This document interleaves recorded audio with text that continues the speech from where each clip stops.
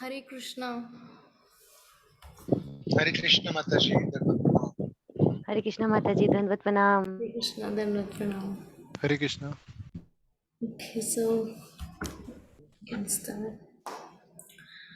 Om Ajnanatimirandhasya Jnananjanashalakaya Chakshurunmilitam Yena Tasmai Shri Gurave Namaha Namo Vishnupadaya Krishna Pristhaya Bhutale Srimate Bhaktivedanta Swaminiti Namine Namaste Saraswate Deve Gauravani Pracharine Nirvishesha Shunyavadi पाश्चात्य देशतारिणे जय श्री कृष्ण चैतन्य प्रभु नित्यानंद श्री अद्वैत गदाधर श्रीवासदि गौर भक्तवृंद हरे Krishna Krishna Krishna Hare Hare Hare Ram Ram Ram Hare Hare. Hare Krishna, welcome all of you in today's session. So, let's share the screen. I hope you had a wonderful weekend.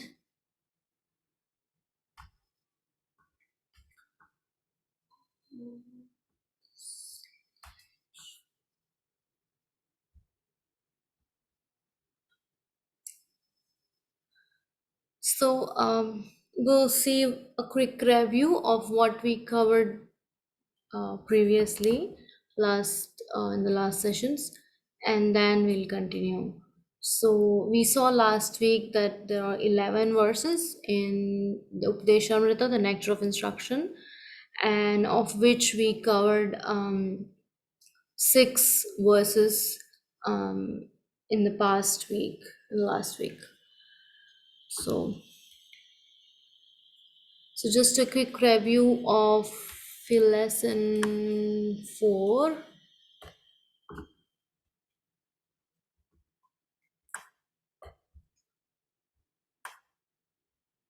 So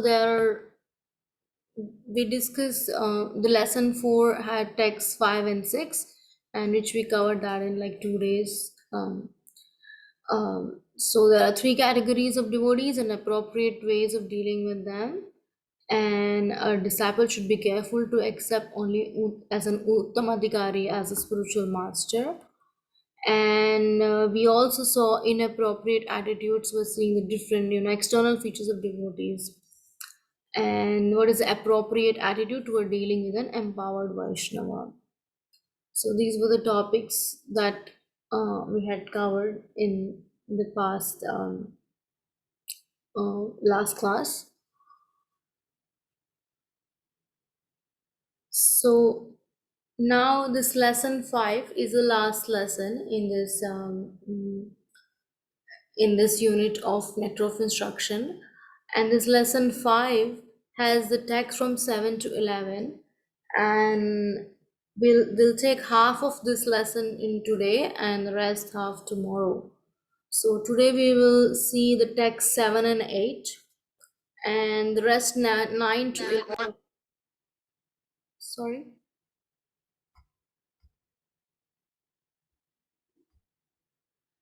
And the rest 9 to 11 verses that we'll do in one go, that's tomorrow.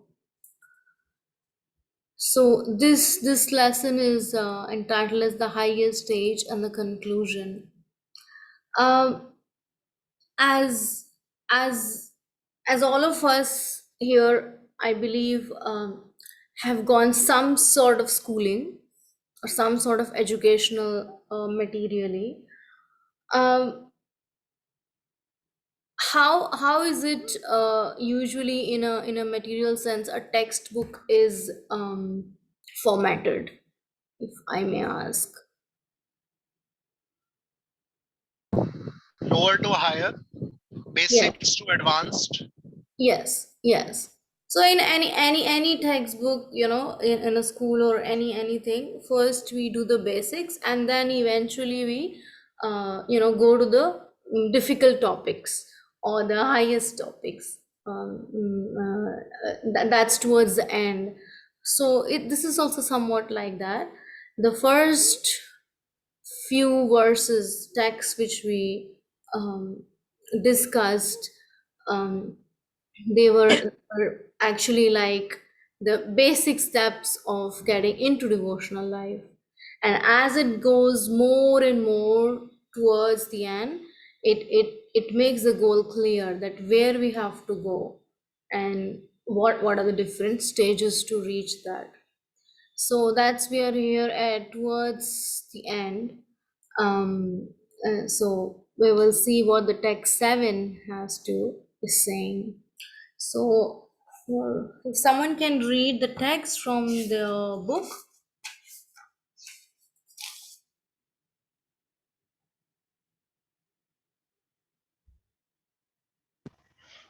Mataji, text यस्मिन् we have to read. सर्वाणि भूतानि Okay, continue, continue. On यस्मिन् page, सर्वाणि भूतान्या yes, yes, go ahead. आत्मेव भूत विज्ञान वि विजनतः तत्र को मोहकः शोका एकत्वम् अनुपाश्यतः. Sorry, where? Yes. You have Sorry, to where? read text 7. It's on page 65. It's Yad Krishna Nama Charit. Yeah, that's what I thought it is. Yeah. So can I? Yeah, you Syat good. Yeah. Syat Krishna Namaha Charitadi Sitapya Avidya Oh, I'm sorry. Pitupata Pata Rasanasya Rokika Nu. I'm sorry, it's in English, so I'm not sure if I'm reading it correctly.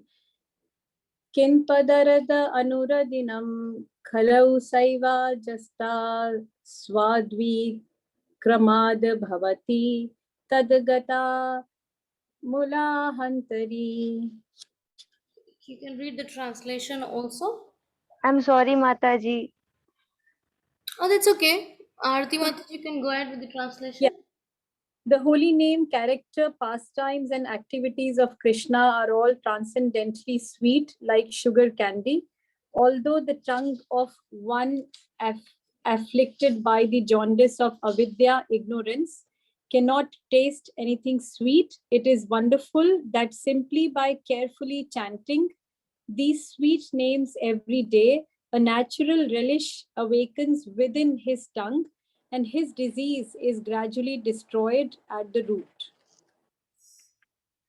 So, yeah, here, as the translation goes, um, Prabhupada is mentioning that there, so again, there is this analogy given in this text itself, that here the ignorance, avidya, is compared is similar to the jaundice of when somebody has a jaundice, which is a bodily problem which happens when the bile doesn't function properly. So then what happens, the remedy or the medicine to cure the jaundice is to taste this sugar candy. And but when the patient or the diseased person is asked to take the sugar candy, it just tastes very bitter. And what's the remedy? The remedy is to just keep taking the sweet candy, and eventually the diseased person will actually can taste the sweetness of the sugar candy, and it takes a while, and when he can taste the sugar candy, that's when he's relieved of his jaundice. So similarly, the same taking that analogy, Here it says that because we are covered by this ignorance or avidya, that's why when we chant the holy names of the Lord, we don't experience that sweetness in the names. Because why? Because we are actually attracted by maya, by ignorance. So when that ignorance will be washed away, when our hearts will be cleansed, that's when we can actually taste the sweet name, the holy name. We can relish the character, pastimes, and activities of Krishna, and it will all taste to us like sweet, like sugar candy. Um, if if somebody can read the first paragraph of the purport. The holy name of Lord Krishna, his quality, pastimes, and so forth are all of the nature of absolute truth, beauty, and bliss. Naturally, they are very sweet, like sugar candy, which appeals to everyone. Nescience, however, is compared to the disease called jaundice, which is caused by bilious secretions. Attacked by jaundice, the tongue of a diseased person cannot palatably relish sugar candy. Rather, a person with jaundice considers something sweet to taste very bitter. Avidya or ignorance, similarly, perverts the ability to relish the transcendentally palatable name, quality, form, and pastimes of Krishna. Despite this disease, if one with great care and attention takes to Krishna consciousness, chanting the holy name and hearing Krishna's transcendental pastimes, his ignorance will be destroyed and his tongue enabled to taste the sweetness of the transcendental nature of Krishna and his paraphernalia. Such a recovery of spiritual health is possible only by the regular cultivation of Krishna consciousness.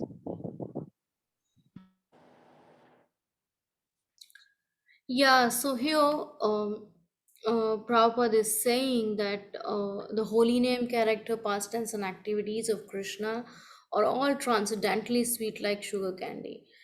So, and what he's saying that, because of this ignorance, that is actually um, mm, how you say, it's actually covering the sweet names of the Lord. It is hiding us because of this ignorance that we have. And in the next para, Prabhupada is saying, just hold on, there's some issue with my bandwidth, just so long. Let's see.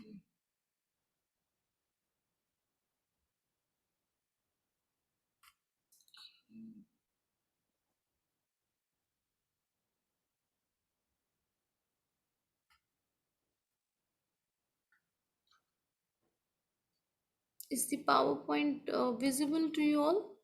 Yeah. Yes, Mataji. Yes, ma'am. Yes, Mataji. Working. But then somehow I'm not able to scroll it. I don't know why.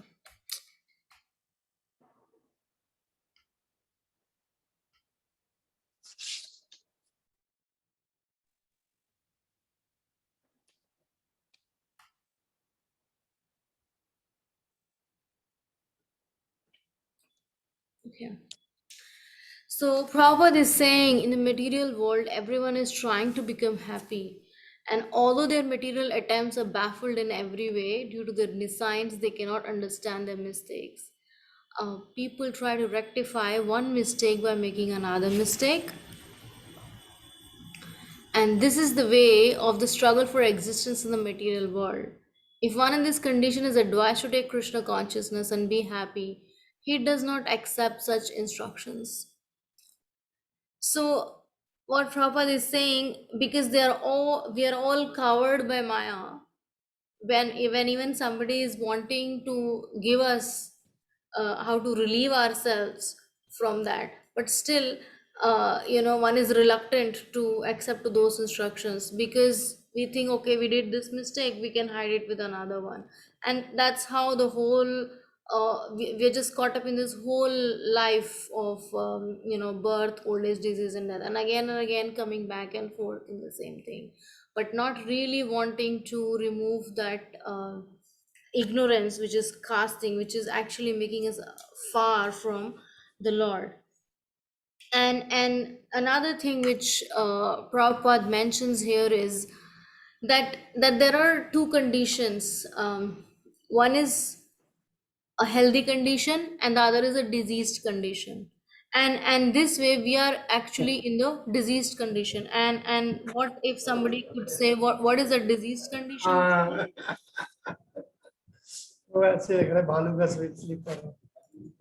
If somebody could tell what would be the a diseased condition which Prabhupada just mentioned. Getting engaged in the repeated birth and death cycle. Mhm. And that's because of the ignorance. We are in the diseased condition. And what is the healthy condition? Anyone knows? Avidya is the disease condition, and the knowledge is the perfect condition. Okay, and what is that knowledge? Actually, Prabhupada speaks about in the next paragraph. Um, what is the healthy condition? Here, the healthy condition which Prabhupada is speaking about in the second paragraph purport here. Um, the normal condition is to remain an eternal servant of the Lord. Jiver Swarup hoye Krishnera Nityadas. This healthy condition is lost when the living entity forgets Krishna due to being attracted by the external features of Krishna's Maya energy. And that's what Prabhupada is saying, that Maya is actually keeping us far away from reaching us to Krishna. So healthy condition is to be aware of Krishna, and the disease condition is being covered by the ignorance. And then Prabhupada goes on saying in the second paragraph, this world of Maya is called Durashaya, which means false or bad shelter. If someone could read from there, it's the second para, one, two. Mataji, can I ask a question here? Yes. When we say the normal condition is to be aware of the Lord, or it says that to remain a servant of the Lord. So there is a difference, right? That we are aware of the Lord, but we don't consider ourselves to be the servant. So is the normal condition when we are actually thinking that we are his servant and we need his lotus feet, rather than just be aware of the Lord, that there is someone up there, who is Ishwar or who is the Lord for us. There is a difference, right? Yeah, there is a difference, because I mean it's just being aware that somebody supreme or higher exists. It's good. We have to start from somewhere, okay? But then just knowing that and not working on it, it's not getting us anywhere, right? We need to work on it. How is that supreme, whoever is there, how are we connected with him? And if he's there, that's fine, but what are we going to be doing on our part? So that's the whole process, that for us to know. So yeah, I mean it's good to know, but then we need to move forward also. That's just like learning the alphabets. It's good to learn the alphabets, but then what? We need to learn how do we read the words, how do we write the words, and how do we make sentences. Okay. Yeah. So somebody can read from this. This world of Maya is called Durashaya. It's from 1, 2, 3, 4. This world of Maya is called Durasha, means false or bad shelter. One who puts his faith in Durasya becomes a candidate for hoping against hope. In the material world, everyone is trying to become happy, and although their material attempts are baffled in every way, due to their near signs, they cannot understand their mistakes. People try to rectify one mistake by making another mistake. This is a way of the struggle for existence in the material world. If one in this condition is advised to take to Krishna consciousness and be happy, he does not accept such instructions. Yeah, This, yeah, okay. thank you. So this is what Prabhupada is actually speaking, that even, and he goes on saying that even the leaders, they're all blind, because if they don't take to Krishna consciousness, they will lead the whole society into ignorance.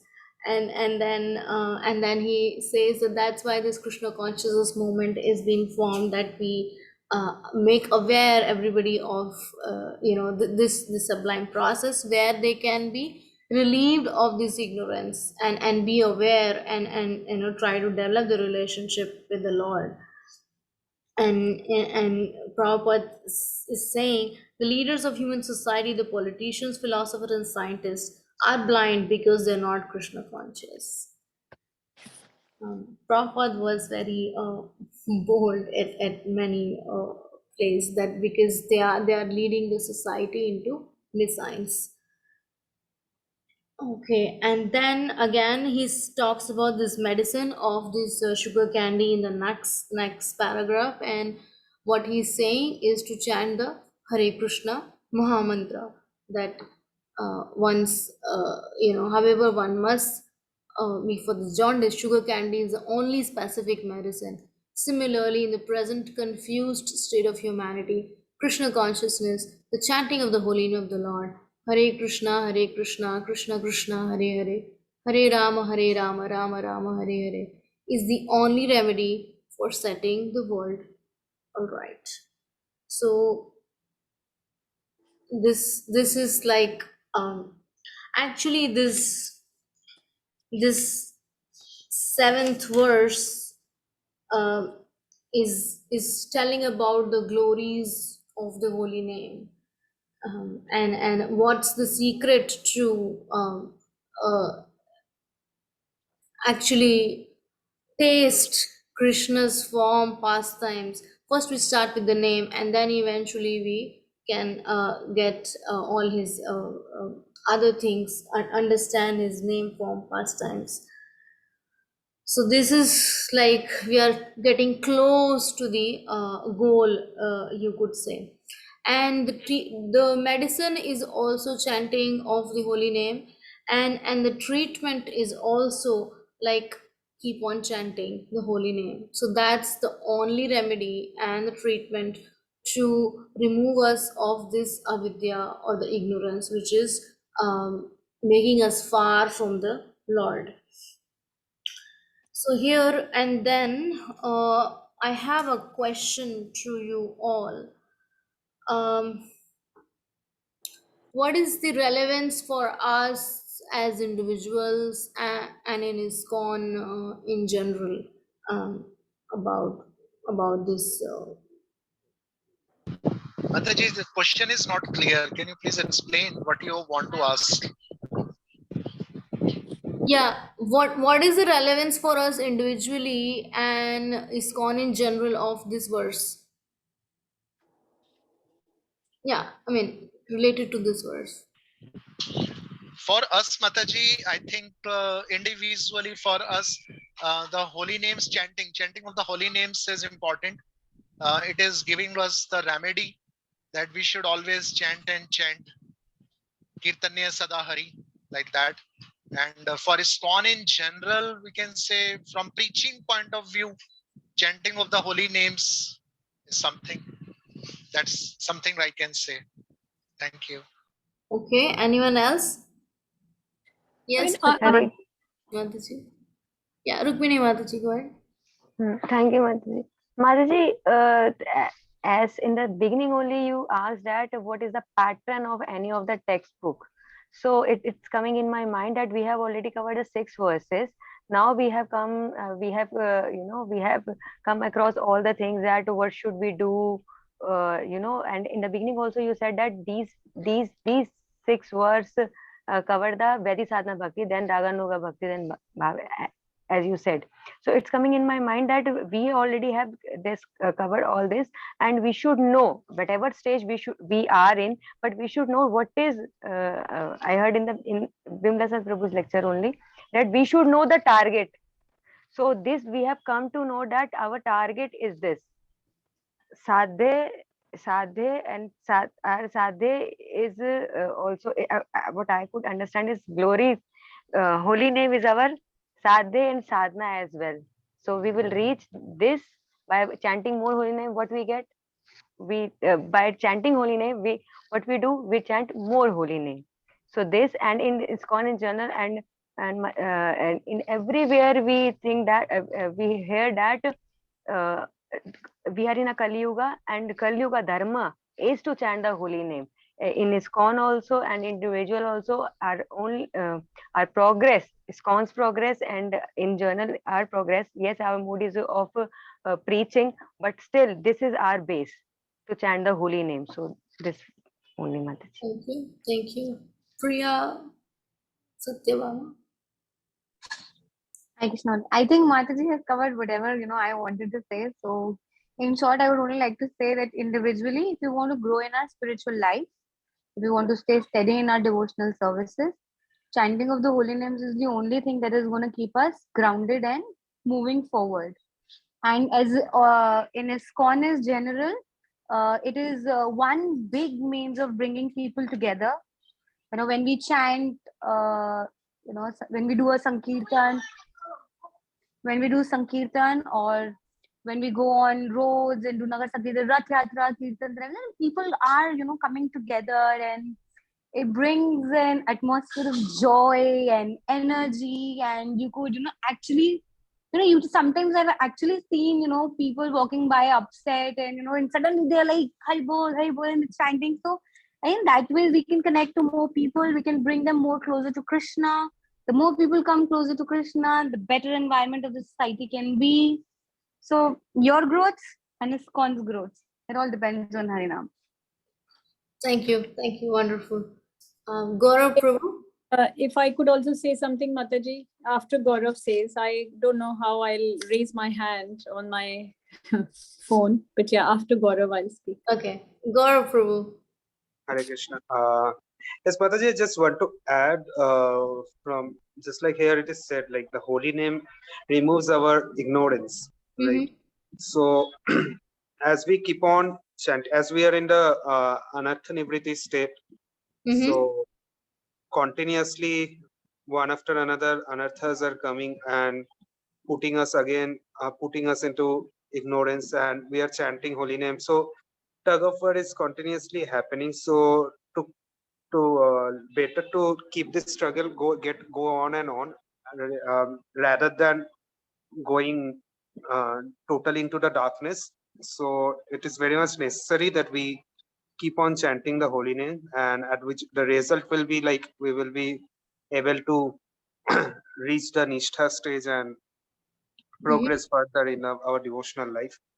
So this chanting of the holy name, as we know, is non-different from Krishna. So this holy name can make us realize what Krishna is, and this will reveal us to everything. Reveal us Krishna's name, form, this Krishna's form, pastimes, dham, everything. So for reaching perfection, the holy name is our only solace. So the holy name is very, very, very important for our personal life. Secondly, from ISKCON perspective, just like I think Priya Satyabhama Mataji has mentioned about the preaching applications and the distribution of holy name in the streets through Nagar Sankirtan, festivals, and so on. So yeah, that I also agree in that light, because the Prabhupada pointed out several fallacies in today's society about like the people, Kali Yuga people are struggling and people are fighting with each other, right? Leaders are blind. So all these things will be resolved when their ignorance are removed. The kalaha, the Kali Yuga signifies the kala, the quarrel. So as we know the only means to get away from this quarreling nature is possible through the chanting of the holy name. So to give light to the society, we only has the origin actual weapon, not any United Nations or any other arrangements that people are thinking that they can help us, cannot help us. Only the holy name can help us. So this is the thing I would like to say. Thank you, Thank Pro. Wonderful. Thank you. Thank you. So, Arti, you want to say something? So, I'll talk from my own experience in very plain words, not talking very, technical words here. But generally, if you don't take, if you don't do chanting, or you follow normal puja at home, right, like we used to do before we joined Krishna consciousness, there has always been a baggage on our shoulders, which is material baggage, which we carry on our shoulders, always there. But somehow, after chanting, that baggage goes off and your shoulders become very light. Now, how to explain this is that you become maybe a bit more detached. You actually think about being servant of the Lord, and these definitions are very important, because you treat God as God and you do puja, which is just normal, but it doesn't take off any baggage from your shoulders. Never. You always carry that material baggage on you. Always you're heavy, right? But that lightness that I think we all feel in material, even if we are living in the material world, that lightness is very important, and that's what we relish, or I relish. And ISKCON, how relevant ISKCON is, if you read this verse properly, it talks about Krishna's name, character, pastimes, activities, right? All of them. And we never give them any importance. Actually, all the pastimes, we have heard of them, we never give them importance. But the way they are explained in ISKCON is very sweet. The perspective that is given to his activities, or Lord's activities and pastimes, everything has a meaning, has a deep meaning attached to it, which we understand only once that is explained by ISKCON. So I think it's a very different world altogether than the world that we are living in. I don't know how many people understand that when they are not attached to ISKCON, but this world is just too sweet. Yeah, even like about Krishna character, like we often, when we get into service, then we understand that Krishna likes this, Krishna doesn't, we are not supposed to be offering this, this is better for him. So that's how, we learn about Krishna, that, he's a person, and, these are his likings, or this is what is most favorite, and things like that.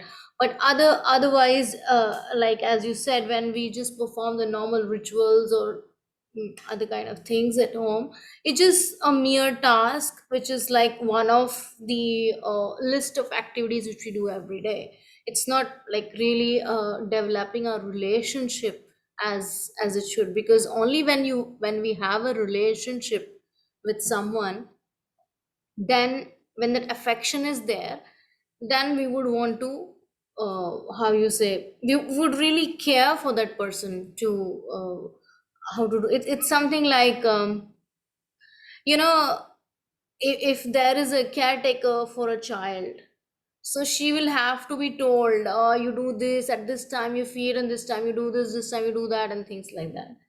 But when a mother is there, she would not have to be told that you need to do this or that. She will just know, because she would not have to be trained in that sense. She would know, okay, she'll be like self, thoughtful about the child, and the child needs this at this time, and this is how I should carry him, or so that's something very natural which is coming, so that doesn't need training as such. But at the same time, if you put a caretaker for a child, then that person has to be told that you do around this time. Yeah. So yeah, that's something like, once we have that affection, which we'll discuss later in the coming few minutes, then it just becomes very, very natural to do that. Yeah, and that's what chanting does, eventually take us to develop a relationship with the Lord, so that we understand what his pastimes mean to us, what his character mean to us. Yeah. Okay. Then, all right.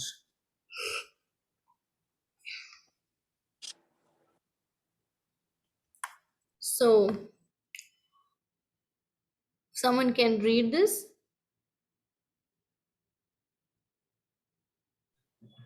The conclusion is that in order to get freed from the material disease, one must take to the chanting of the Hare Krishna mantra.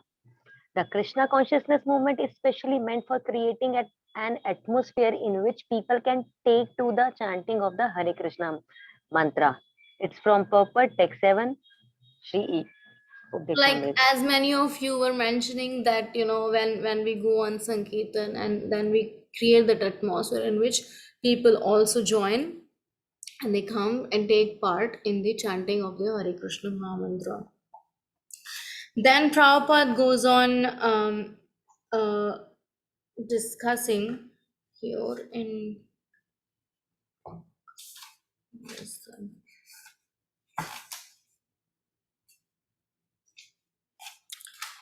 yeah. Then he speaks about the stages of chanting, and also here he's before that he speaks about here Krishna Surya Sama, you know, like towards the end he's mentioning that Krishna is like the sun. So when there is sunlight, then we don't need anything else. Then shadow doesn't mean anything, because the shadow will vanish. So the ignorance is like a shadow. So when Krishna of the sunshine is rising, then we can see everything clearly. So then when we become Krishna conscious, we can see things as they are. And then he says once consciousness is cleansed, one is freed from the blazing fire of the material existence just by chanting of these holy names. And then Prabhupada speaks about the three stages of chanting. I believe many of you are aware of that. If someone could mention. Namabhas, Namaprad, and Shudnam. Okay, so if someone can say briefly what does that mean basically? First of all, Nam Aparad. We chant with the while committing offenses. When we just concentrate, second is Nam Abhas. When we just concentrate on the holy name and and we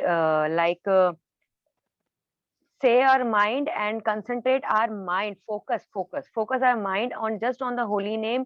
If it goes somewhere and we comes back and just try to concentrate on the holy name, that is namabhas. That nam gives it's like a shadow of the name. That's namabhas. And once shadow is there, so shud nam is not so far. So again, next step is shud nam, when a mind automatically goes and chants the name. Shuddha Nema. Okay, anyone else wants to add anything or share anything?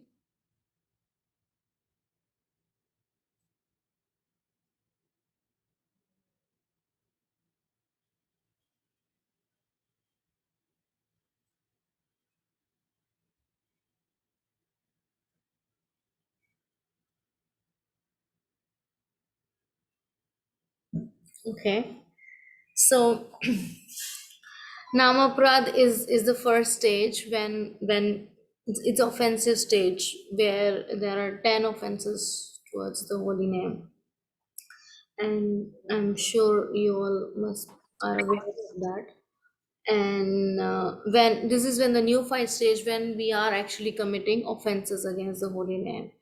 So we are trying, but then again going back kind of, but it's just the beginning stage.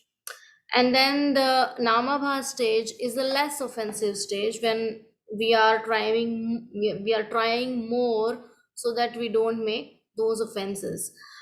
We chant the names but with some, you know, offenses.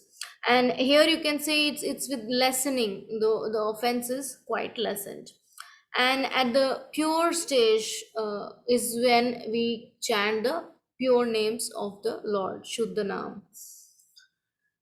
So when we pass through these stages and when we chant the holy name under pure stage, that's when we actually can taste the real sweetness of Krishna's name. It's said that holy name is more benevolent than Krishna, the Lord Himself. So how is that possible? We have to, when one reaches to that stage of, Shuddhanam, that's when we can taste the sweetness of the holy name. This is what this verse is speaking about, of that sugar candy. We are still in that earlier initial stages. That's why when we chant, we don't feel the sweetness. So, and the remedy is what? Just keep on chanting. So one day when we'll have that, when we'll taste that sweetness in chanting of the holy name, when we'll taste the sweetness in those names of the Lord, that's when we will be closer to Krishna. Because when does that Shuddhanam actually happen? It happens when we surrender ourselves. And what does surrender mean? Surrender means we have the service attitude. The more we perform devotional service, things becomes more and more clear to us. And when do we perform devotional service? When we are surrendered, right? Rastraman Krishna Guru, you have a question? Yes, Mataji, I have a question. Mataji, like in this verse in the purport, it's clearly written that only remedy for the jaundice patient or the patients like we are in ignorance. So only chanting has been recommended as the remedy. What about the other limbs of the devotional services like Nityam Bhagavad Sevaya and other so many things are there? What about that? I mean, it's there. I mean, this verse is focusing on that part. That's what I was mentioning now in the Shuddhanam.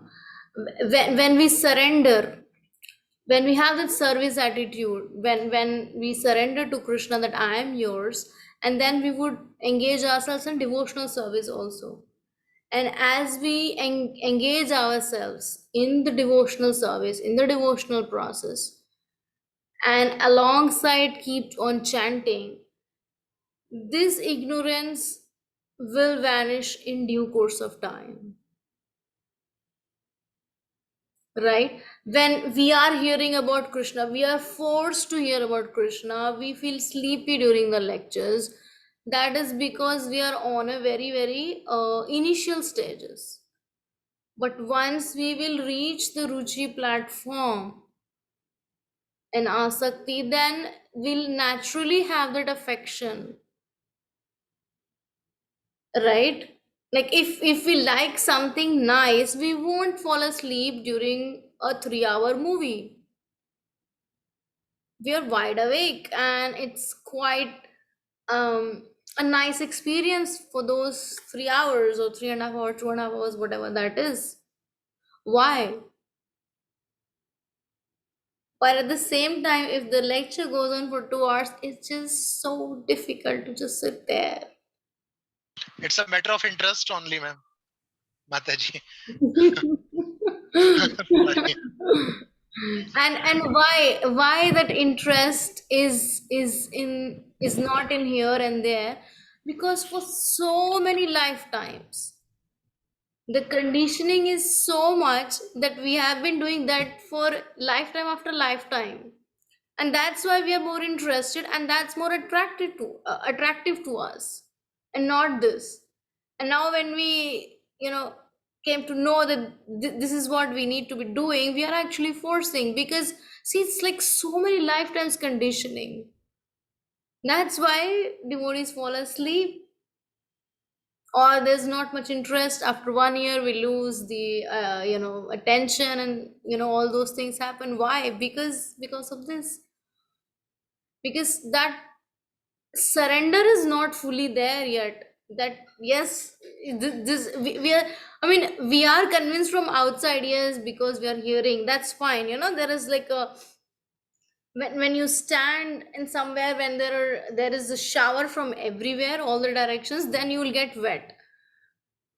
right? So it's something like that. From everywhere we are listening that, this is only their chanting and devotional service. Okay, so then, but it has to come from inside. Now we're putting all from the outside. When it comes from inside, then nobody has to tell us, and it's just going to be like very natural. So yeah, in the initial stage we are trying to, like bombard ourselves from everywhere devotionally, so, and that's also keeps us safe. That's fine. Yeah. So that submissiveness and the surrender, when we have, that's when we will chant the holy name with pure intent. That's when we'll come to the stage of Shuddha. Okay, thank you, Mataji. Actually, I asked this question in the morning today only after Bhagavatam class.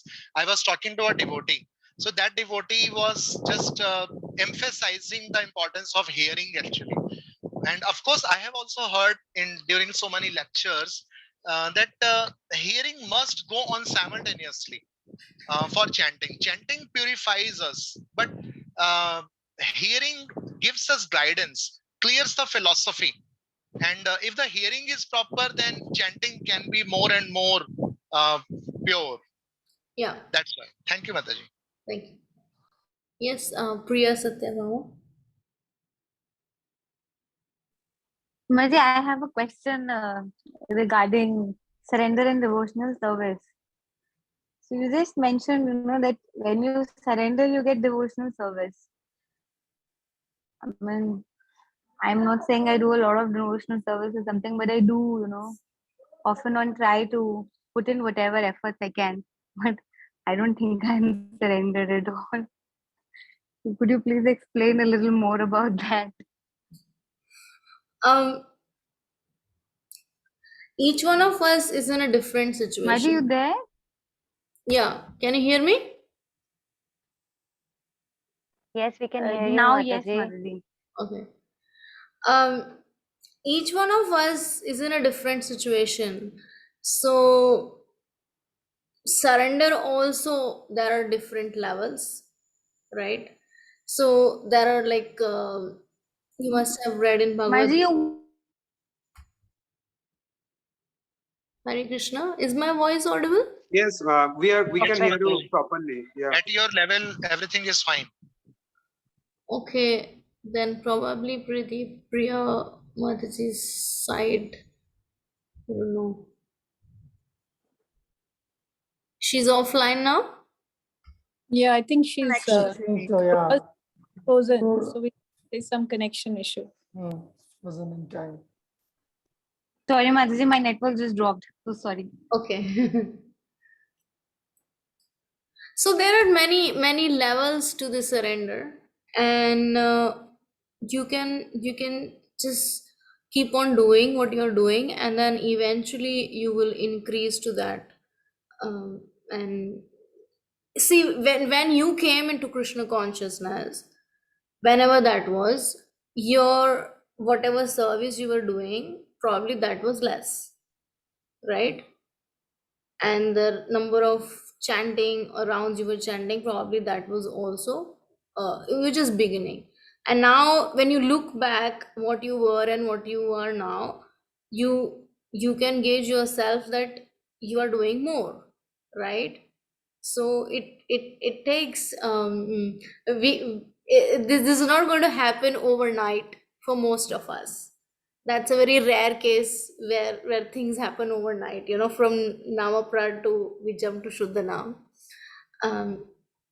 When we keep on doing the same thing like this, what the verse is saying, then we will reach to that surrender and that service attitude, and then we will understand Krishna. Then we will be able to call out Krishna with all our heart. What does Shuddhana mean? That we are chanting the holy name from our heart. We are crying that Krishna, I'm yours.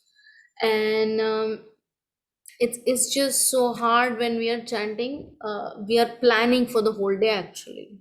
We're not crying for Krishna. That's the hard reality for, I think I'm talking about myself. So that's when we plan the whole thing, for the day, that I will do this, I will do that.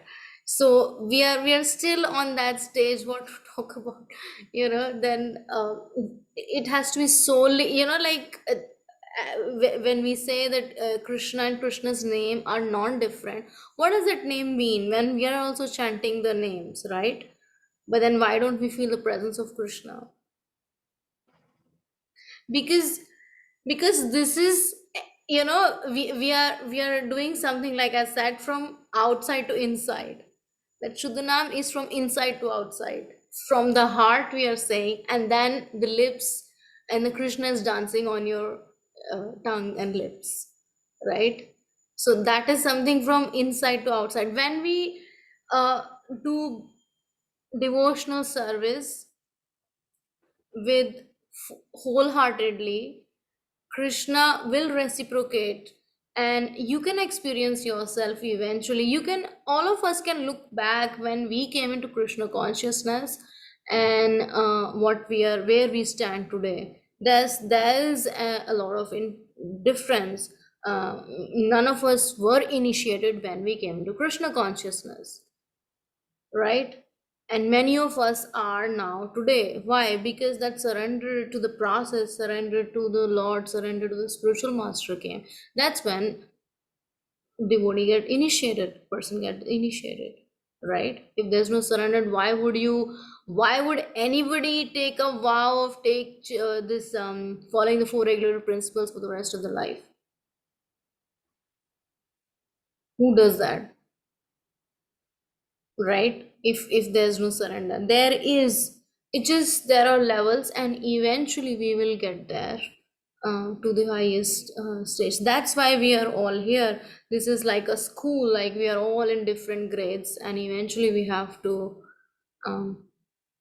get to the university. Yeah. I don't know, is that answer your question? But it will happen. You just have to have that faith that Krishna will protect me, and I just keep on doing. And we just don't have to lose the enthusiasm, or what's the word, lose the faith. With patience and enthusiasm, just keep on doing the same thing, and it will happen. Yeah. Okay. What else? Thank you, Mataji. Thank you so much. Vimla Prasad, you wanted to add something? I think it's good enough. I mean, let the discussion. Okay. Prabhuji, we can't hear you. I'm sorry. I'm saying that it's going nicely. Why spoil it? I can only add up things to raise controversies, create a stir, ruffle a few feathers. Then you need me. Otherwise, you don't need me. It's not that Prabhuji, you are going to spoil anything. We are honored to hear you. So please go on if you have something to. Well, that's the honor.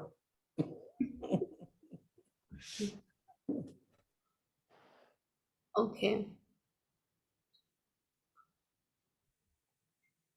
So just a overview of what we had covered in the past 7 verses so far. Text 1, we discussed about controlling the 6 urges, and text 2 about 6 obstacles to devotional service. What are the 6 obstacles to devotional service? अत्याहार प्रयासश्च प्रचल पुण्यमाग्रह जनसंघश्च लौल्यं च षड्भिर भक्ति विनश्यति. Very good, thank you. So these are the 6 obstacles. Then text 3, the 6 principles that aid devotional service. What are those? उत्साह निश्चय धैर्य तत्त कर्म प्रवर्तना संग त्याग सतोव्रतः षड्विध भक्ति प्रसिद्धति. Thank you. And then text 4 was about the 6 loving exchanges which we should have among devotees. So these were all the do's and don'ts for performing devotional service. And what was text 5?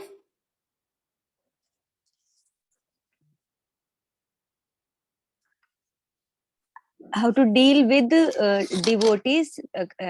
Krishneti yasya giritam mansa direta dikshasti chet pranatibhish cha bhajantamisham shushushreya bhajana vigyam ananya nindadi shunya hridam ipsita sangalabdya.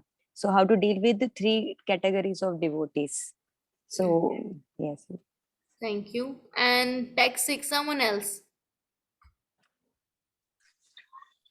How should we look upon a pure devotee? That was the basic thing that we covered in text 6. Thank you. Thank you. That And the devotee should not be considered as an ordinary person. I think her bandwidth is quite low. It's not whatever. Okay. So in text 6, No, Mataji, you were speaking, so I stopped. I thought maybe someone can send her a chat that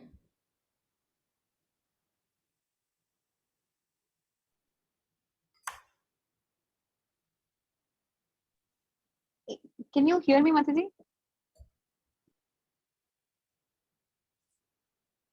I think she's not online now, yeah?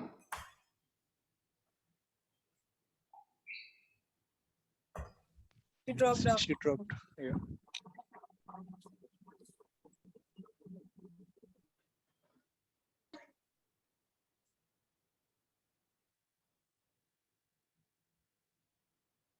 Okay, so text 6, we saw how we shouldn't view devotees with their external appearances, and we should see the intent. And the analogy given was, someone could state what was the analogy given in It was text? for the river Ganges, Mataji, that river Ganges might be full of mud during the rainy season, but it is still not polluted and pure. And that's how we should see the devotees. Thank you. Thank you. And this text 7 was solely focusing on chanting the holy name. And the analogy given here is of the jaundice, and the treatment for jaundice is to eat the sugar candy. So similarly, we have this jaundice of ignorance, and the remedy is to chant the holy name of the Lord. And as we keep on chanting the holy name of the Lord, the ignorance of jaundice will be vanished in some time. And then we can taste the sweet nectar of the holy name.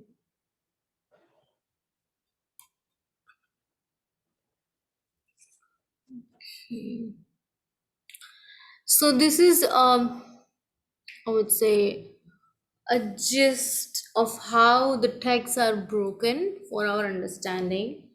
The text 1 to 6, 1 to 7, it's actually about Vaidhi Sadhana Bhakti.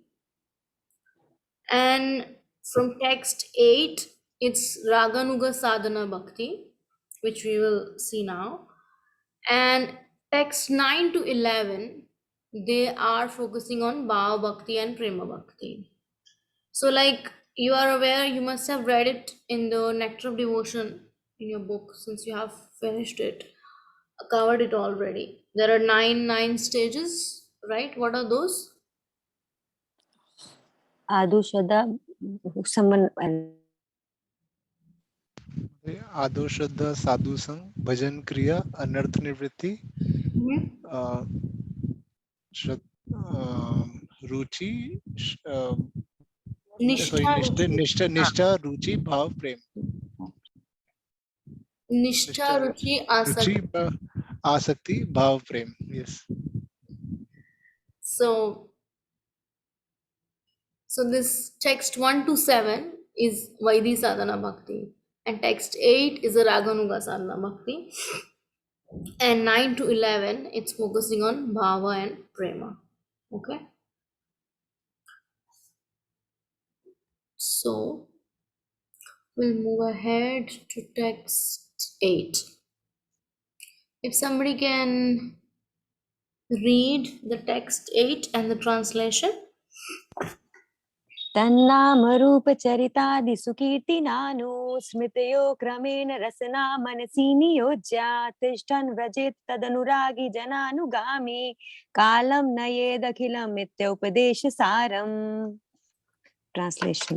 The essence of all advice is that one should utilize one's full time, 24 hours a day, in nicely chanting and remembering the Lord's divine name, transcendental form, qualities, and eternal pastimes, thereby gradually engaging one's tongue and mind.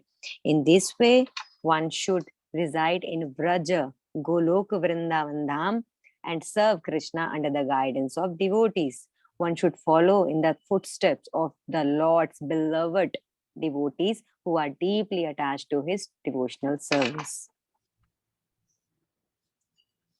Thank you. So this 8th verse is actually the essence. This is the essence, like you're saying, Upadesha Saram. This is the essence of all advice. So from the text 1 to 7, this verse 8 is like essence of all these first 7 verses. And what is it saying? That we should utilize our full time, that is 24 hours a day, in nicely chanting and remembering the Lord's divine name, form, transcendental form, qualities, and eternal pastimes, thereby engaging one's tongue and mind. And then it's there. Yeah. In this way, one should reside in Vraja, Goloka Vrindavan Dham, and serve Krishna under the guidance of devotees. One should follow in the footsteps of the Lord's beloved devotees who are deeply attached to his devotional service. So this is showing us to where we are to be headed to, and where we were in the first verse, and where we have to go, right? So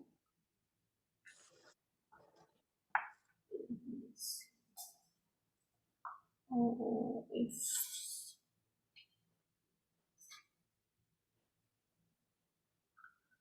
okay,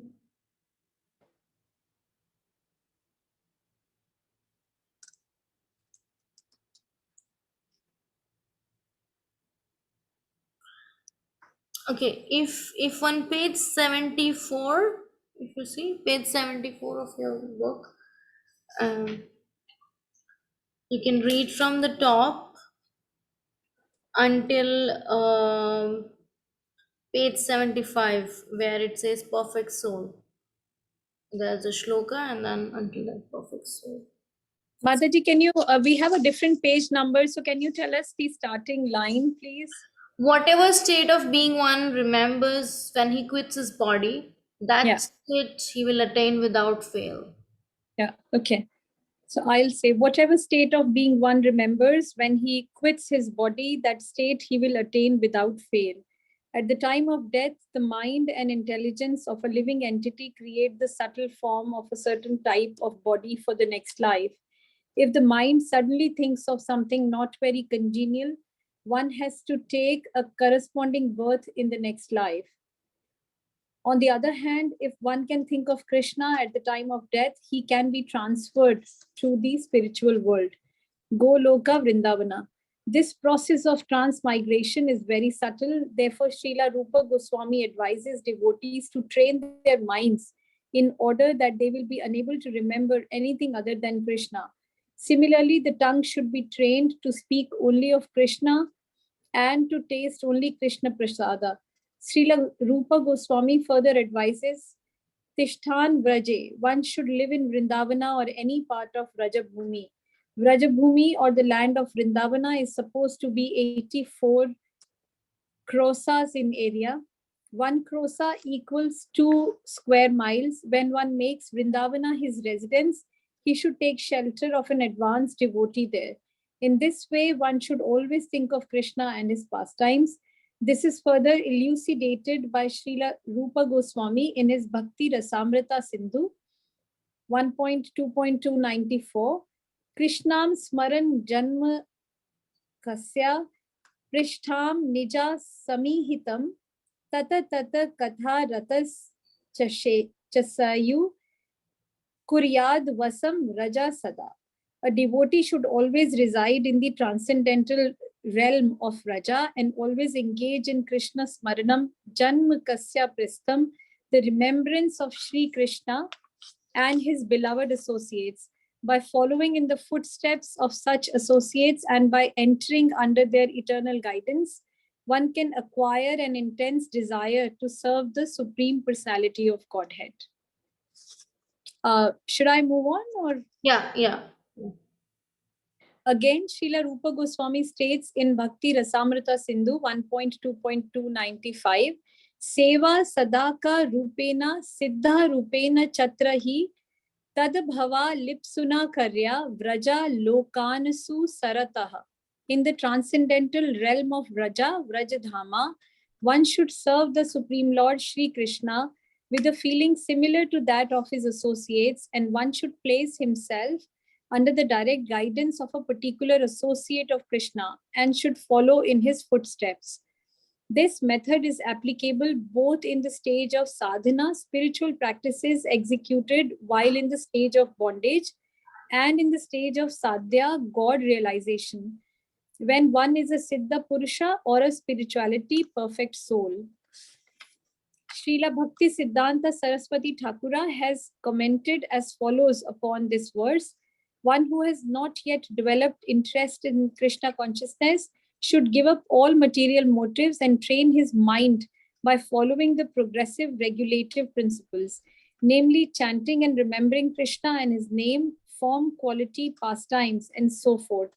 In this way, after developing a taste for such things, one should try to live in Vrindavana and pass his time constantly remembering Krishna's name, fame, pastimes, and qualities under the direction and protection of an expert devotee. This is the sum and substance of all instruction regarding the cultivation of devotional service. In the neophyte stage, one should always engage in Mataji, hearing. thank you. Thank you. So here, Prabhupada is speaking about impressions from our previous life, what anyone thinks during when he's quitting his body. So those impressions, they are coming from many lifetimes. Like we discussed 2 minutes ago, also this conditioning is because of it's been accumulated since so many lifetimes, and they combine with each other, and then they produce contradictory pictures. So first he's speaking about impressions, then is speaking about transmigration, like at the time of death, whatever we think, that's the kind of body one achieves. And if one thinks of Krishna, then he'll get back to Krishna. Then how would anybody think about Krishna? Then Prabhupada is speaking about training. How can one's mind be enemy and friend both? And if we engage ourselves in chanting and in our prescribed devotional service, then our mind can be trained in Krishna consciousness, and by following the regular principles and giving up the material motives. So the untrained mind becomes one's enemy. So training, and then when he says about Vrindavan, Brajabhumi, he's speaking about residence. How we can taste that bhakti in our life by staying in Vrindavan, in those 84 krosha, where he's saying one make his residence, and then what do you do after you make a residence? It's not just we become pure devotees just by it's nice, but then what he goes on saying that a devotee should always reside and then engage, and then he's saying that um, we should place oneself under the direct guidance of a particular associate of Krishna. So we should follow the footsteps of that devotee, feeling to that similar to that devotee, and thus we serve Krishna. So and this is saying this method is applicable both in the stage of sadhana, when we are performing the spiritual practices executed while in the stage of bondage, like we are still in the stage of bondage, and in the stage of God realization when we have realized our Sarup. So whether one is the Purusha or perfectly soul or a sadhaka, in both the stages we can follow in the footsteps of those devotees. So these are the different topics which Prabhupada is speaking about in the purport in the first two uh, pages, first two, 3 pages.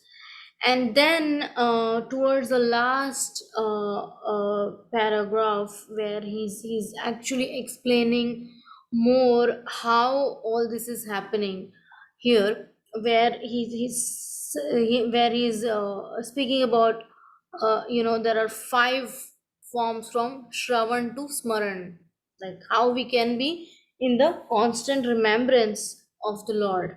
Because first is a Shravan, where we are forced to hear the, where the Krishna Katha or the Krishna Nam is coming from outside, right?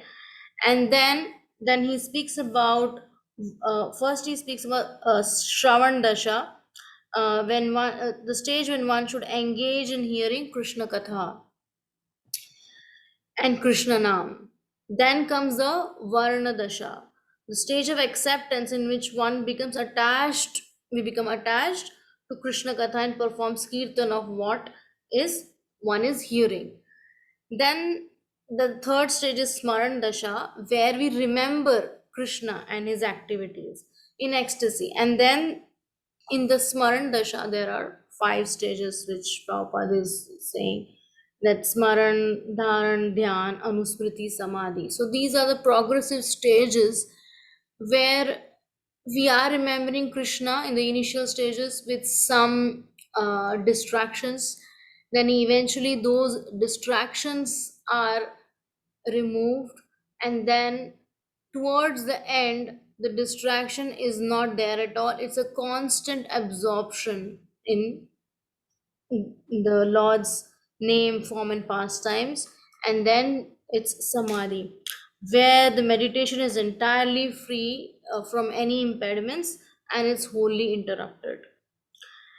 And then Prabhupada speaks about Dasha, where one gets to realize his Swarup Siddhi, and Sampati Dasha, where when he goes back to the spiritual world and serves Krishna in that Swarup.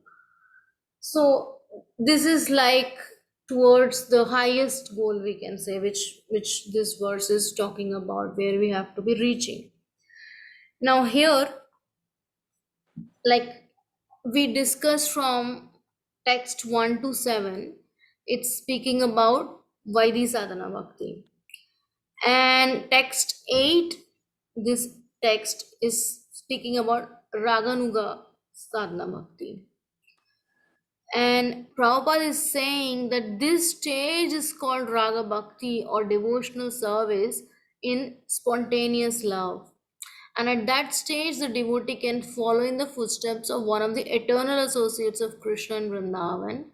This is called Raganuga Bhakti. So here, if you see in this, where is that? In the last paragraph, if somebody can read, which starts from Chaitanya Charitamrita. Chaitanya Charitamrita advises those who are neophytes to give up all kinds of motivated desires and simply engage in the regulative devotional service of the Lord according to the direction of Scripture. In this way, a neophyte can gradually develop attachment for Krishna's name, fame, form, qualities, and so forth. When one has developed such attachment, he can spontaneously serve the lotus feet of Krishna even without following the regulative principles. This stage is called Raga Bhakti or devotional service in spontaneous love. At that stage, the devotee can follow in the footsteps of one of the eternal associates of Krishna in Vrindavan. This is called Raganuga Bhakti. Raganuga Bhakti or spontaneous devotional service can be executed in the Shanta Rasa when one aspires to be like Krishna's cows or the stick or flute in the hand of Krishna or the flowers around Krishna's neck. In the Dasya Rasa, one follows in the footsteps of servants like Chitrak, Patrak, or Raktak. In the friendly Sakhya Ras, one can become a friend like Baladev, Sridham, or Sudama. In the Vasalya Rasa, characterized by paternal affection, one can become like Nanda Maharaj and Yashoda. And in the Madhurya Rasa, characterized by conjugal love, one can become like Srimati Radharani or her lady friends such as Lalita and her serving mates Manjaris like Rupa and Rati. This is the essence of all instruction in the matter of devotional service. Thank you. So here in the last paragraph, Prabhupada is saying that when we give up all kinds of motivated desires and simply engage in regular devotional service according to the direction of scriptures, then chanting and performing the devotional service, we come to the stage of ruchi. And after ruchi, then what we follow is actually ragatmika bhakti, the devotional service which is performed out of spontaneous love. And what that follows that ragatmika bhakti is the raganuga bhakti. Raganuga means following, anuga means following. So we follow in a particular, respective devotees in the footsteps of the respective devotees, because we have developed that spontaneous love for Krishna. And in that raganuga bhakti, there are 5 rasas which Prabhupada is explaining: Shantras, Dasaras, Sakyaras, Vatsalyaras, and Madhuryaras. And this is where we can say is the goal of our devotional service, where it's eventually leading us all these 7 verses, and then on the 8th verse is the raganuga bhakti, where we reach to the ruchi platform. Since we have attained that platform, there is a spontaneous love for Krishna, his form, his pastimes, and his names. And then one can follow, depending on their devotional practice, any of these 5 rasas which Prabhupada is explaining. All his paraphernalia, basically, they are in Shantras, what Prabhupada is mentioning. And then Dasaras, those who are wanting to follow as his servants, and Sakyaras, those who are wanting to follow him in his friendship, and the other is the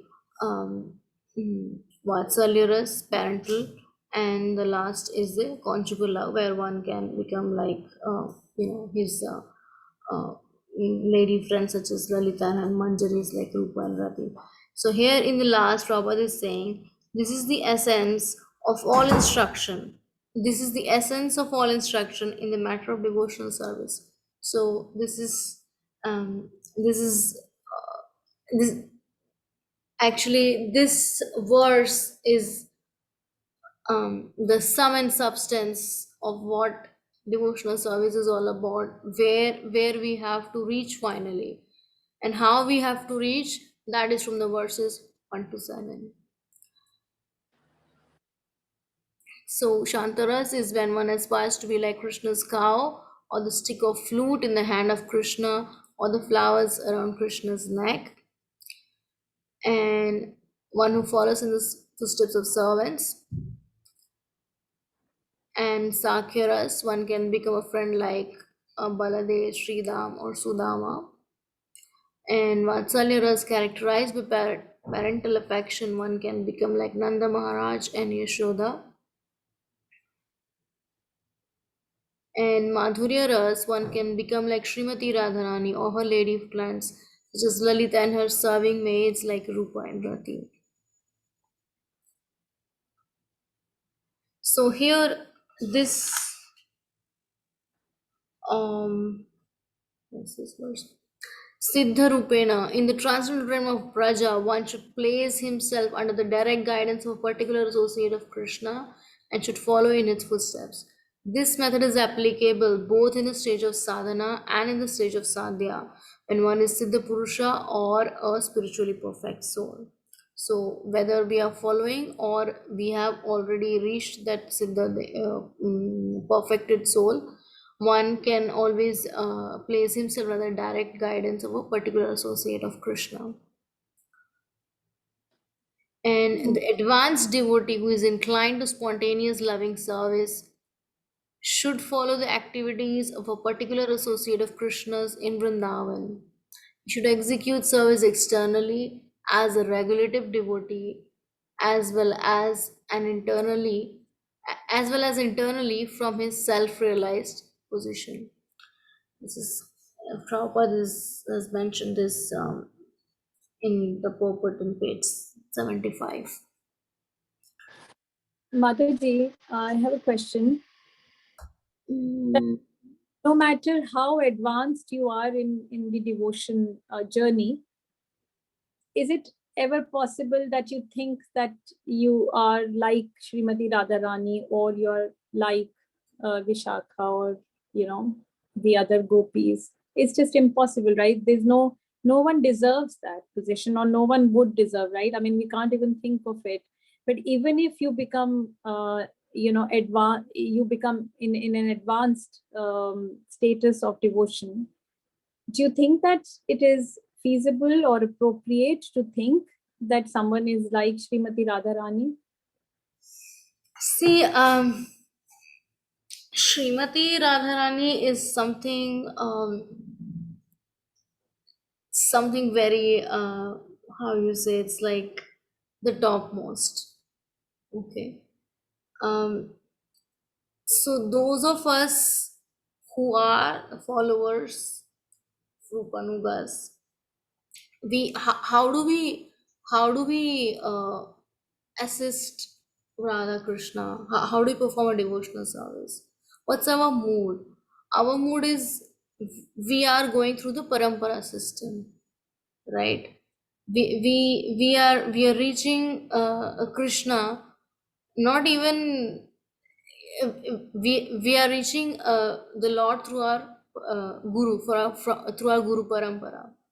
So to even jump to think ourselves to be like Radharani, it's something like not how you say, it's not recommended, and that's not advisable either. But that rasa, that madhurya ras, that could be one could be a follower of that, like like Prabhupada is saying here that um, you know uh, in the transcendental realm of Raja, one should serve the Supreme Lord Shri Krishna with a feeling similar to that of his associates, and one should place himself under the direct guidance of particular. So we are placing ourselves under the direct guidance of that associate, not that we become that associate. That's already there, right? So we are placing ourselves and uh, executing our devotional service unto their lotus feet, and that's how our service is accepted by Krishna. Now I understand, but maybe it's just the language that is used here. It says one can become like Srimati Radharani or her lady friends such as Lalita and her serving maids. Yeah, I mean, it can become like it means in that rasa one can go into that rasa. That's what I understand. Yes.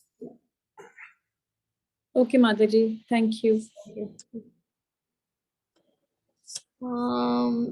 Okay, there Sampada, what's your question?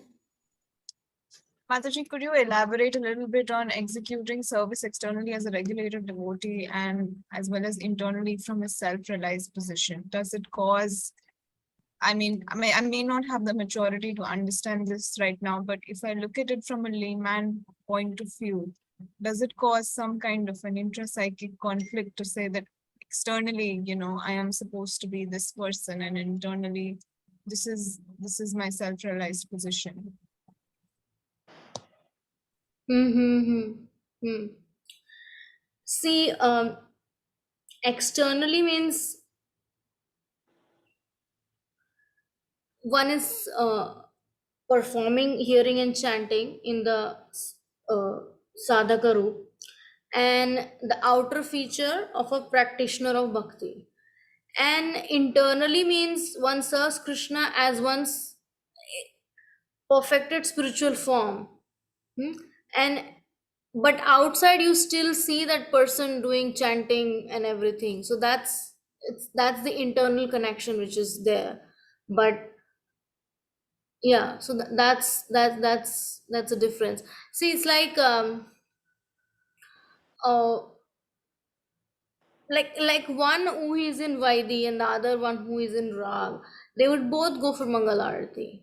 Okay, you will see both of them there, but then one has gone with force with an alarm setup, and the other doesn't need an alarm.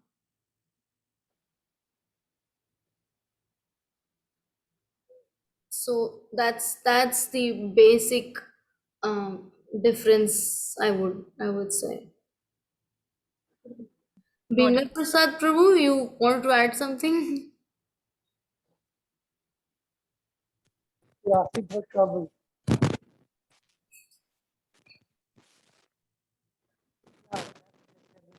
That's what my understanding is, actually. Prabhuji, we couldn't hear you. Your first line we couldn't hear. You I smiled. said, but- I said, Okay. I said Ananda Maji is asking for trouble. Yeah. But say something, Prabhu. I'm just saying, yeah, I'm just trying to articulate because like I can say theoretically quite a few, maybe a few things about it. But so far as the first-hand practical experience is concerned, uh, in terms of experience, in terms of depth of devotional service, Mataji is way, way ahead of me. I maybe because of my experience of teaching this particular subject, maybe a little more, I mean, as I said, I can be more articulate. The basic idea, two things, what Aarti Maji has to offer. Aarti Maji has to offer. Sorry, yeah, she bought in about this idea of like Radharani. Yeah, as Mataji already said, so it's a yes and it's a no. Yeah, you can get the same kind of ecstatic feelings the maximum a jiva can experience at any point of time in his eternity, even in eternity.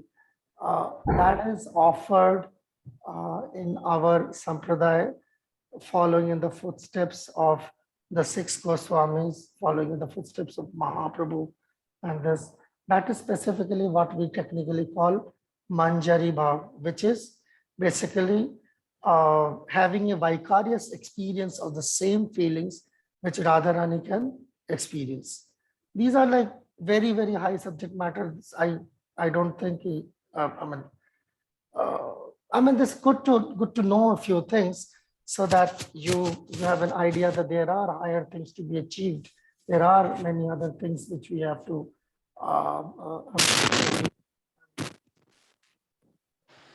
like that gives us some inspirations. You stay in one position because your voice then I'm trying to become, I mean, physically my leg is not in a very good position, so that's why I'm trying to just. Anyway, so that's one thing. But the other thing, so it was there, but at the same time, now the more implementable aspect of that was brought in by Sampada Mataji, who basically brought in, if I understood it correctly, that doesn't it create a dichotomy between the external and the internal selves, and like that's kind of a clash of personality of you might have a personality disorder as a result of that. Yeah, there is a personality disorder when there is a clash between the mind and the body, or between the mind and the mind. Here, as I understand, the external and internal, which you can see even in the purports, Prabhupada is quoting two verses from Bhakti Rasamrita Sindhu. And one of them is very clear about it. It says, Seva sadhak rupena siddha rupena chatrahi. So which means that the service is done with the body, which means the gross and the subtle body in one sense, and the soul on the other hand. So certainly the soul doesn't have any effect in that sense, any adverse effect of that. So when we talk about Seva Sadhak Rupena, as Mataji gave a very lucid example, that both the Vidhi Bhakta and the Raga Bhakta are going for a Mangalarti, and from outside you cannot tell the difference. But it's very individual, that the motivation for the for that service, there is an internal motivation, and that's internal motivation that separates the Vidhi devotee from the Raga devotee. And I mean, the person who is going to certify us, the only person who's going to certify us in all three worlds is Krishna. Whether I'm a Vidhi Bhakta or a Raga Bhakta, whether I reach Bhav and Prem through the Vidhi Marg or through the Raga Marg, it's only Krishna who is going to acknowledge that.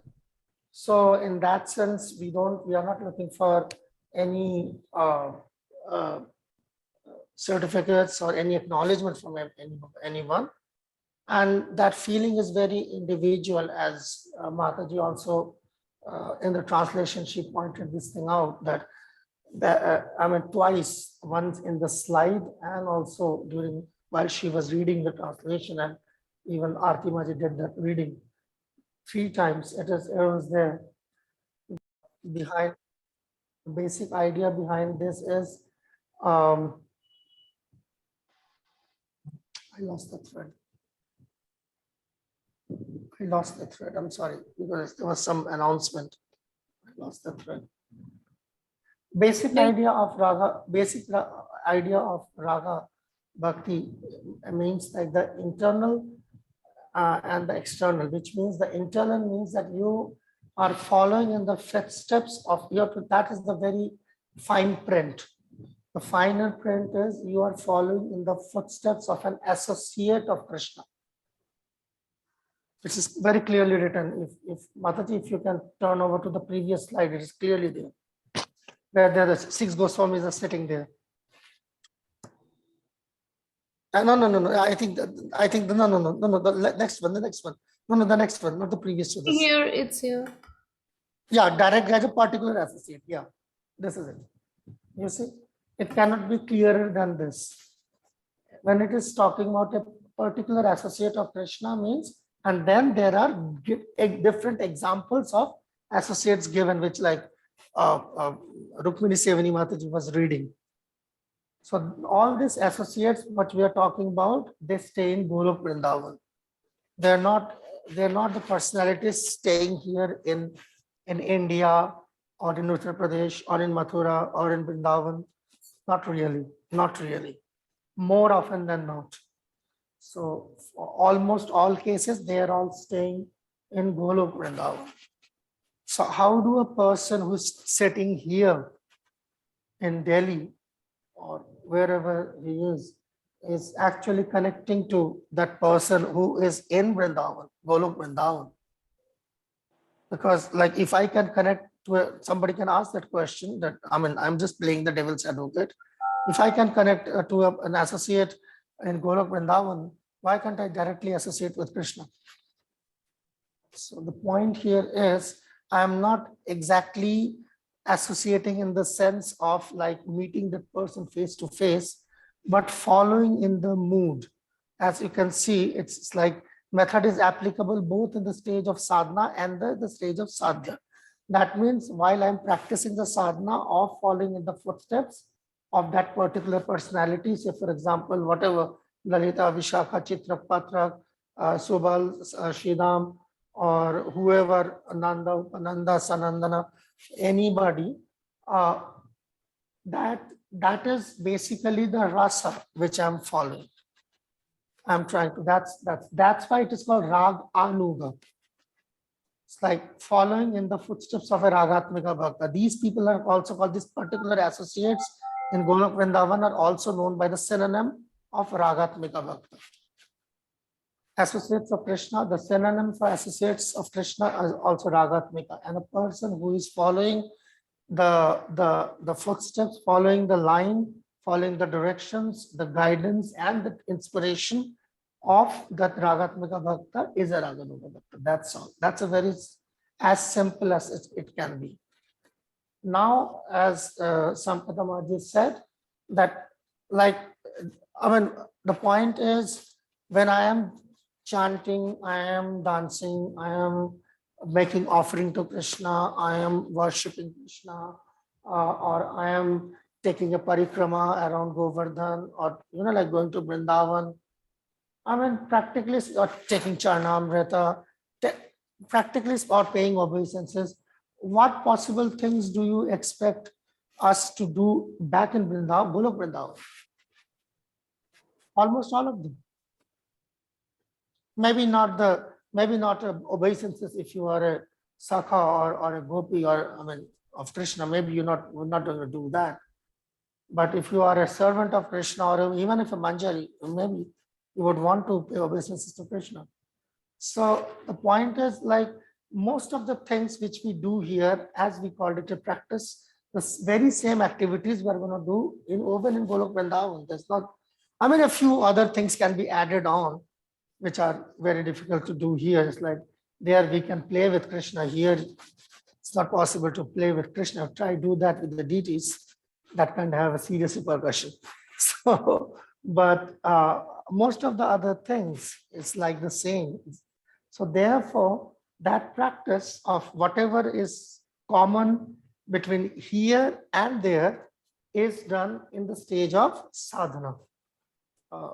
Whether it is the external or the internal. It's just like another example Prabhupada gives, that if a woman has a paramour, so she will be very, very careful in her household duties, but her heart is there with the paramour. So it doesn't cause a dichotomy inside her, rather it causes more and more excitement. So it's the same thing. So like in the Raganuga Sadhana Bhakti, so the practice which I am doing by the use of my gross body, and the practices which I am doing with my subtle, which is basically the spiritual conceived body, it's called. So they may be similar, and in some cases may be a little different, but basically the objective is the same. I think I am not going to intrude any further. Annalina Maji, please. Yeah. Okay, so Rastravan Krishna Bro, hand raise. Yes, Mataji, thank you. Mataji, I have a question regarding accepting associate of Krishna while residing in Vrindavan. In this verse in the purport, it has been mentioned that residing in Vrindavan is most important activity. But just mere residing in Vrindavan is not enough. Going in, residing, and accepting someone, seeking someone's shelter is more important. So, okay, it's okay for the neophytes in the stage of sadhana bhakti. But I'm going a bit confused at the stage of siddha sadhana, siddha purush. For the siddha purush also, it has been mentioned here that he or she also needs to accept someone, seek the shelter of someone. So why? What about the Mahabhagavats? Like Prabhupada disciples, we have Sannyasi Maharajs are there. So I'm getting a bit confused in that. So could you please clear that? I think I was mentioning just few minutes ago, like each one of us are approaching Krishna through the Guru Parampara, whether it is Mahabhagavat or whoever that is. We all have one, that spiritual master whom actually is in that disciplic succession, through whom we are going to reach Krishna. So that is what this is speaking about, not that on our own whims and fantasies we just go in and, you know, take up that Manjari Bhav or whatever that is. No, and that's why we have to always place ourselves in the, guidance of a particular, take guidance, and then a particular associate of a Krishna we should follow in the footsteps. So at each and every step we have to be under, under some guidance. That's what I understand. Okay, Mataji. But practically, I have seen like so many exalted devotees are staying in Vrindavan or Mayapur.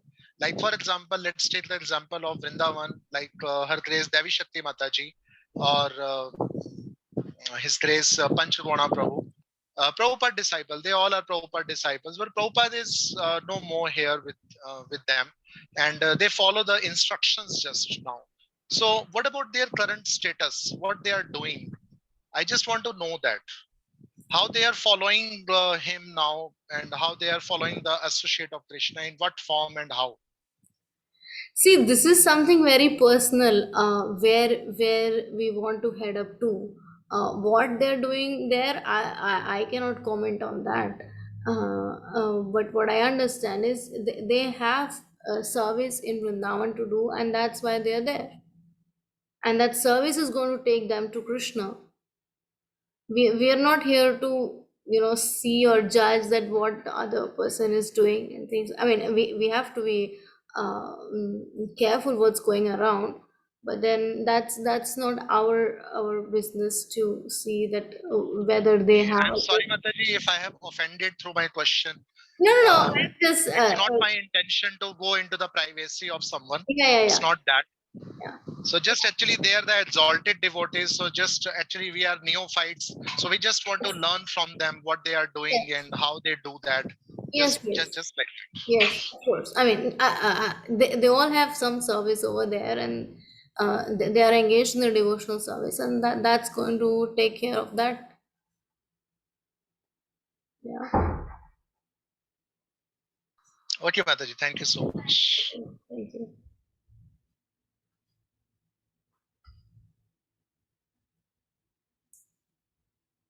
Okay, I don't see any other hands.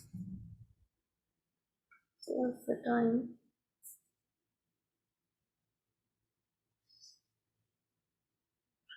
Okay, so then we will do the rest of the three verses tomorrow, and probably I think we can finish it off tomorrow. So the three verses are quite together.